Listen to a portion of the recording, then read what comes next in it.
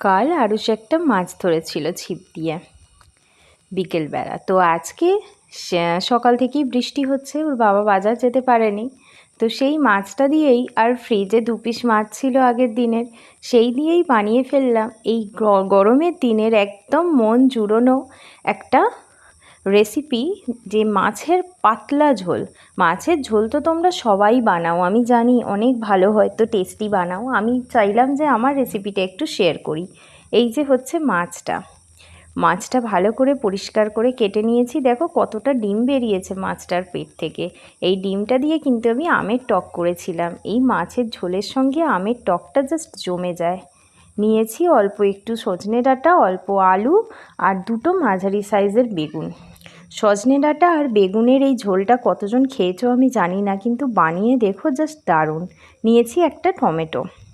তেল গরম হয়ে এসেছে, এতে মাছের পিসগুলো একটা একটা করে দিয়ে দেব, দিয়ে উল্টে পাল্টে লাল করে ভেজে নেব। এই মাছের ঝোলটা কিন্তু খুব সুন্দর খেতে। এই রান্নার মধ্যিখানে একটা মাছের ঝোলের জন্য টিপসও থাকবে, তো পুরো ভিডিওটা দেখতে থাকো। মাছগুলো উল্টে পাল্টে ভেজে নিলাম একদম লাল করে। তো এবারে আমরা একটা প্লেটের মধ্যে মাছগুলোকে তুলে নেব। দেখতেই পাচ্ছ মাছের রং একদম লাল হয়ে গেছে। একটা একটা করে প্লেটের মধ্যে তুলে নিচ্ছি। দেখো মাছগুলো কত সুন্দর ভাজা হয়েছে। এরকম সুন্দর লাল করে ভাজলে মাছের ঝোলের কিন্তু টেস্ট আরও সুন্দর হয়। নিয়ে নিলাম কড়াইতে অল্প পরিমাণ তেল, একদম 1 চামচ। তাতে দিলাম 2টো তেজপাতা, একটা শুকনো লঙ্কা, কিছুটা পরিমাণ গোটা জিরে আর অল্প পরিমাণ গোটা ধনে। এইটা আমরা এই তেলের মধ্যে লাল করে ভেজে নিলাম। ভেজে একটা সাইডে তুলে রাখলাম। এইটা কিন্তু অল্প জল দিয়ে বেটে পরে আমরা রান্নায় ইউজ করব। তো দিয়ে দিলাম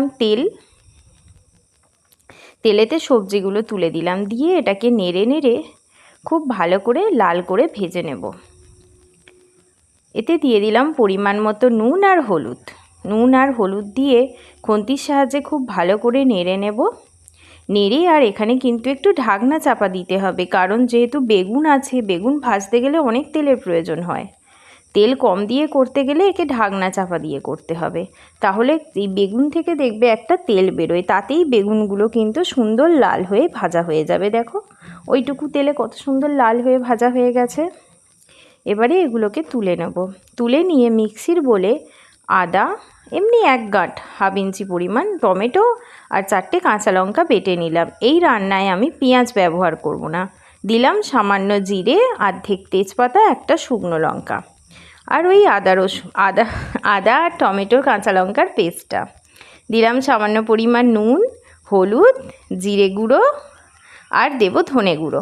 এগুলো দিয়ে খুব সুন্দর করে কষে নেব। একটু গ্যাসের ফ্লেমটা আস্তে করে দিয়ে সময় নিয়ে কষতে হবে, যেহেতু কম তেলে তো। দেখো মশলা সুন্দর কষা হয়ে এসেছে। এবার এতে আলু আর ডাঁটাগুলো দিয়ে দেব, বেগুনগুলো কিন্তু দেব না। এগুলো দিয়ে এটাকে কষে নিয়ে বেগুনটা শেষে দেব, না হলে গলে যাবে। বেগুন যেহেতু বয়েল হতে কম সময় লাগে, তাই বেগুন এই সময় দিলে হবে না। ভালো করে নেড়ে চেড়ে কষে নিলাম বেশ মিনিট 2 সময় ধরে। এবারে দিয়ে দিলাম জল দেওয়ার পরে কিন্তু বেগুনগুলো দিয়ে দেব। বেগুন দেওয়ার পর আর খুব বেশি একে নাড়াচাড়া করব না। এবার একটা ঢাকনা চাপা দিয়ে দেব, যতক্ষণ না পর্যন্ত ডাঁটা আলু সব ভালো করে সেদ্ধ হয়ে যাচ্ছে।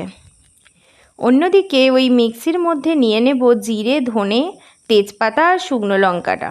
এটা সামান্য জল দিয়ে বেটে নেব। এটাই হচ্ছে আমার টিপস। মাছের ঝোলে করে দেখো, জাস্ট জমে যাবে।